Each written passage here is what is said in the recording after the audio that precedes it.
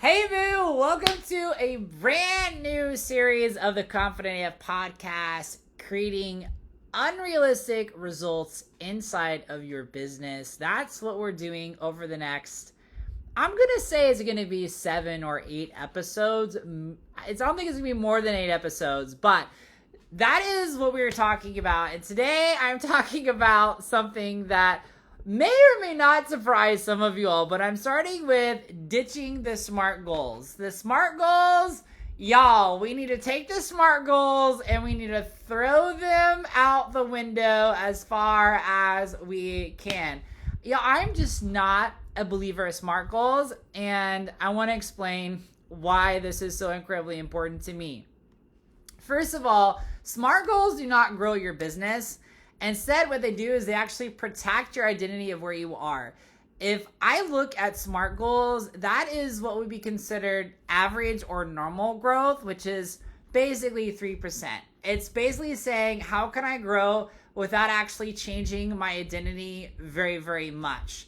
So if you ever felt like I am doing everything right, but nothing is really changing inside of my business, or I hit my goals, but it's not life-changing, this is why. You probably are using some SMART goals, okay? And here's the thing. Here's the first piece. The R in the SMART goals is that the goal has to be realistic. The reason why this is not very good for your business to see wild growth is because basically what that's saying is you already have to believe it's possible for you. There's no challenge in your thinking or your thought process. And the truth is, what is realistic for somebody else is unrealistic to somebody else as well. What I've discovered with working with entrepreneurs, people who really want to create massive change inside of their business, is one of the smartest things they can do is actually ask themselves, if anything was possible inside of my business, what would I want to see? What would be that unrealistic goal that I don't believe is actually possible for me right now? Because what that will actually force you to do inside of your business, it will actually force you to confront and challenge all the reasons why you don't think it's possible for you, all the beliefs that say why you can't have it, why you're not good enough, why you're not deserving it, why it's not safe to receive it, or why it will take a really, really long time. And that is the actual main work to do, because if you don't believe something is possible, you will never have that inside of your business. Why will you never have it inside of your business? Because if you don't believe it's possible, you're never going to take action toward it. But the thing is, if you're honest with yourself, a lot of the things you really want to experience in your life or business are things that are desires in your heart that you want to believe is possible. You just don't feel like they are possible, which means you don't have the beliefs to actually step forward in faith to achieve those things inside of your business. So that's the first reason why I wanted just SMART goals, is because they are rooted in predictability, control, and past evidence. Unrealistic goals actually require you to have faith, identity expansion, and a new belief system. The other thing that I want to say about SMART goals is they ask for a measurable time period. And if you all know Parkinson's law states that the time it takes for you to do an activity will fit the time that you give it. And I've seen this time and time again with entrepreneurs who are trying to hit a certain sales within a time period, or they're trying to leave their 9-to-5 within a certain time period. And it amazes me because I'll work with someone and they go, well, I want to leave my 9-to-5 in 5 years. And I go, great, you're not going to leave it before 5 years. And they go, why? Is it because every question you ask is going to be, how can I leave my 9-to-5 in 5 years? And so you're never going to get the answers to leave your 9-to-5 in a year, 2 years, 3 years, 4 years, because you don't believe it's possible. Because if you believed it was possible and realistic and would feel safe and you could do it, and I just used the word realistic, you would have actually said, how can I actually leave my 9-to-5 job in 3 years or 2 years? So I don't like that piece of SMART goals either. So if we want to go to the Bible, this is interesting because it's been a long time since I've read this. But if you go into the story of the Tower of Babel, okay, which I don't know if you remember the Tower of Babel story, but it's in Genesis. But basically, God is literally observing human behavior, and everyone is speaking the same language, and they decide that they're going to build a tower to heaven. And God observes their behavior and literally says, okay, if they're unified in their vision and unified in speech, nothing will be impossible for them. Which is really crazy to think about, that God would actually say this and admit this. But he's talking about the power of aligned belief with a shared vision, which begs a more important question, which is, okay, what happens when you have an aligned vision with God, who loves you and adores you and wants the best for you, your family, and your business? What happens when you combine that with belief and vision? You guys getting why I'm not a huge fan of the SMART goals? Now, if you want to go to a modern day story, you can actually tap into Sarah Blakely, who created Spanx. If you're not familiar with her story, she had no experience in fashion. She had no connections in manufacturing. She had no investors. She was literally selling fax machines door to door. And if she had set a SMART goal, it would have been, maybe I can create a small product. Maybe I can create a little bit of side income, extra income. Instead, her belief was, this product should exist. Women need this. I'm going to figure it out. She turned a $5,000 initial investment into a $1 billion company. Okay? She didn't follow a realistic path. She followed her conviction. So SMART goals would have completely disqualified her before she ever started her business. Now let's talk about the science of SMART goals and why I'm not a fan of them. So your brain is always going to be trying to answer one question, which is, what is likely to happen based on who I believe I am? So this is driven by neural patterns built from, are you ready for this? Past results, repeated thoughts, and emotional experiences. So when you set a goal that feels realistic, your brain goes, got it. We already know how to do this. It uses existing pathways.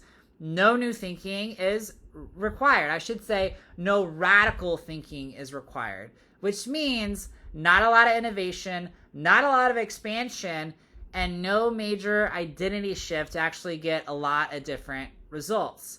Then you also have self-efficacy. Self-efficacy is your belief in your ability to actually succeed. And research shows that people only take action at the level they believe they can actually win. Why? Because we don't want to be disappointed.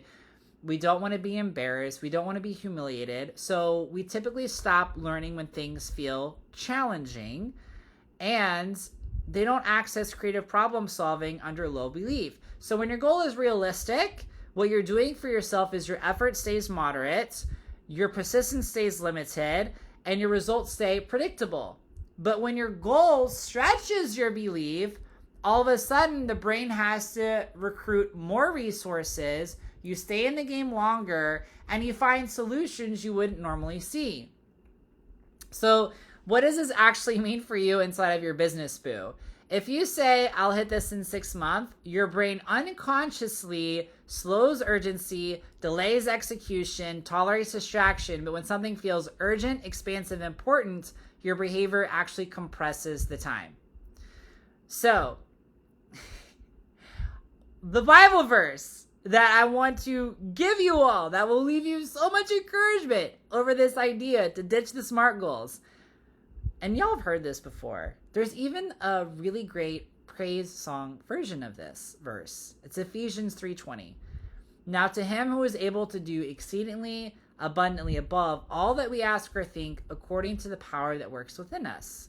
So first of all, above all we ask is way beyond our own goals and human limitations. Above all we think is beyond our own imagination.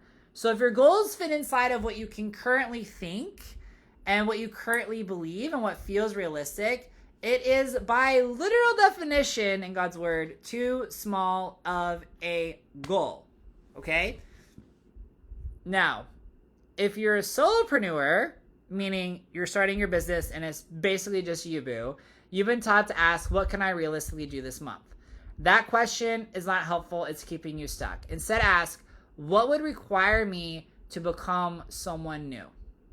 What is something that I could do that required me to be a new version of myself? Okay? Now, if you have a small team, let's shift it for you. So if you have a small team, most teams set goals based on last month, last year, what feels safe, what feels doable, which creates incremental growth. We're talking about that 3 to 5%, not transformational. So instead, here's a great shift. Ask your team, if we removed fear, what would we actually go after? If we actually removed our fear of failure or fear of being embarrassed or fear of rejection, what would we actually go after? Just set that one target that requires your whole entire team to have better thinking, better communication, and better leadership. Now, if you are a leader and you are really scaling, your own belief is going to be the company ceiling. I always say that your business is a reflection of you are the glass ceiling of your own business, is how I always say it. Because, and I've been saying this for a very long time, science proves it is true, but your results are based on your behavior and your actions, but your behaviors and actions are based on your thoughts and your beliefs, which creates your emotions, which creates your decisions, what you decide to do and what you don't decide to do. So if your goals are safe or cautious, your team will hesitate, your culture will shrink, and your growth will plateau. So you're no longer really setting goals. I want you to set a vision that expands your team's identity, who they believe they are at a new level, the actions they take on a new level. And you want to define a vision that has two main components. Number one, cannot be achieved with your current level of thinking. That is really important and requires leadership growth across the board. Okay? So you want everybody in your team to basically raise several levels in terms of their leadership thinking capabilities and how they operate. And you, as a leader yourself, want to set a new goal that cannot be achieved based on the current level of thinking, so that you are forced to think outside of the SMART goals inside of your business. So here's what I want you to know, boo. You do not need better goals. You need a bigger belief about what is actually possible for you inside of your business, for your team, for your family, inside of your mission. You need a bigger vision that challenges your thinking, so you're forced to think outside the box and do things you've never done, get uncomfortable, because that is where the radical, awesome, and crazy, fun, really cool results are that you know you want in your heart. Because the moment you stop asking what's realistic and you start asking what's possible, if anything was possible, things start to change massively inside of your business. Do not be afraid to do the actual work. So, once you stop limiting yourself with realistic goals, the next question becomes, who are you actually going to be getting your direction from? That is my lead in to the next episode inside of Confident AF Live, how to achieve unrealistic goals that make everybody else's head turn inside of your business. I'm so happy you're here, and I can't wait to see you next week.